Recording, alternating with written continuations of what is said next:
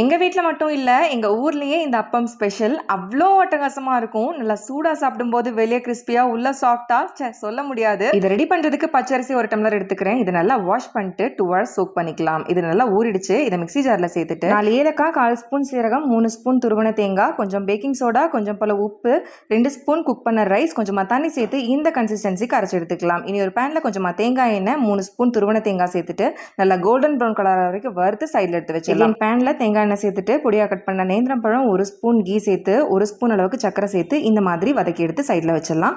அடுத்து அதே பேனில் 1 கப் அளவுக்கு வெல்லம் சேர்த்துக்கிறேன். கூடவே கலருக்காக நாட்டு சக்கரை 2 ஸ்பூன் சேர்த்து பாகு மாதிரி ரெடி பண்ணி எடுத்து வச்சுக்கலாம். இந்த பாகை வடிச்சிட்டு நம்ம அரைச்சி வச்சிருந்தோம் இல்லையா மாவு மிக்ஸ், அதில் உள்ளே சேர்த்து கட்டிகள் இல்லாமல் இந்த மாதிரி நல்லா கலந்துட்டு நம்ம வறுத்து வச்சிருக்க தேங்காயும் உள்ளே சேர்த்து கலந்து ஒரு 10 நிமிஷம் ரெஸ்ட் பண்ணி சூடான அப்பச்சட்டியில் கொஞ்சமாக கீ சேர்த்துட்டு 1 கரண்டி மாவு சேர்த்து மேலால் இந்த மாதிரி நேந்திர பழத்தை தூவி விட்டு மூடி போட்டு குக் பண்ணி எடுத்துட்டோம்னா அப்போ ரெடி. இதை ட்ரை பண்ணி பாருங்க.